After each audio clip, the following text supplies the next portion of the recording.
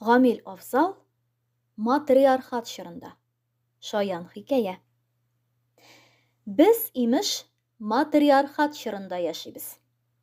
Дөньяга хатын-кыз башта, хатын-кыз түш. Ирләрнең мискеннәрнең бернинди хокуклары юк.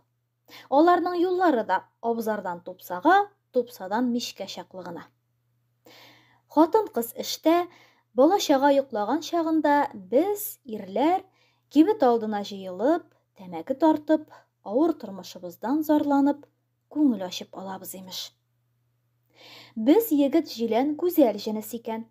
Без тәрәзә пәрдәсе аркылы гына урамга карап, авыр көрсенеп утырабыз.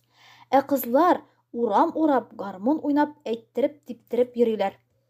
Аргы очтан бирге очка тәгәрәтәләр мишкә, әби улың бигрәк нечкә түзәр микән бер кичкә дип җырлаган булалар, имансызлар. Без егетләргә күз бәйләнгәч урамга чыгарга ярамый. Ул бу булмагае дип, әниләр ачуланалар, чыксаң каеш белән яралар. Әтиләр башларын иеп почмакта утыралар. Аларның сүзе сүз түгел, бер тиенлек авторитетлары да юк. Ирләр кеше түгел, ишәк мал түгел дигән мәкальне еш ишетергә туры килә. Шулай бер көнне тәрәзә төбендә кулъяулыгы чигеп утырам. Урамда бер көтү кызлар урам урыйлар. Үзләре акырып җырлыйлар.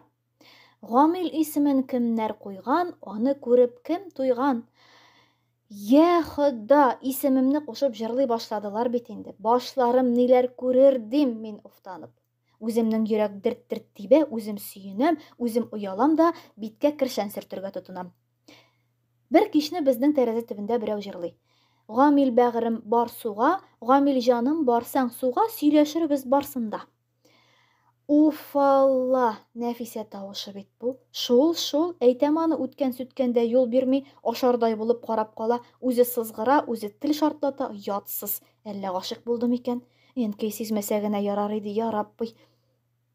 Усакта үтми, көянтә-чиләк алдым да суга киттем. Бөдрә тал ышыгыннан берәү чыгып беләгемнән тотып алмасынмы? Шул, майлы күз Нәфисә инде. Култыгында гармун, авызында беләк буе папирос. Гамил бәгырем, тукта әле, бер генә кәлимә сүз әйтәсем бар, дип дәртле пышылдый. Нәфисә апа җибәр, зинһар, кеше кара күрсә дә даныбыз чыгар дигән булам мин җиңем белән авызымны каплап. Миңа кияү буласыңмы? Ди бу. Белмим шул дигән булам мин чабата башына карап. Әнидән сора.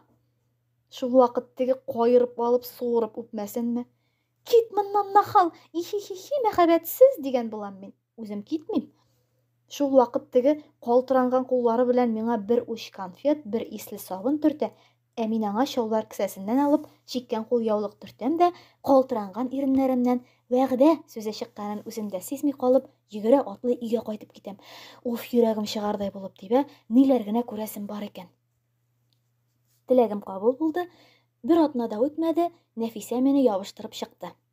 Ефәккә генә төреп йөртермен дип алдаган гына икән. Киндер ыштан, киндер күлмәк өстән төшми. Хәзер мин өйдә 3 бала карап утырам. Бер кулым белән бала тибрәтәм, икенче кулым белән камыр басам. Эшеп кайтмаса гына ярар иде, и Ходаем дип теләк телим. Эшсә бик холыксыз ул Нәфисә. Дөньяны кыра, уклаумы, чабата калыбымы бер дә карап тормый. Әле үткән атнада гына шешә саткан акчаны кая куйдың керәшен дип бәйләнеп җанымны алды.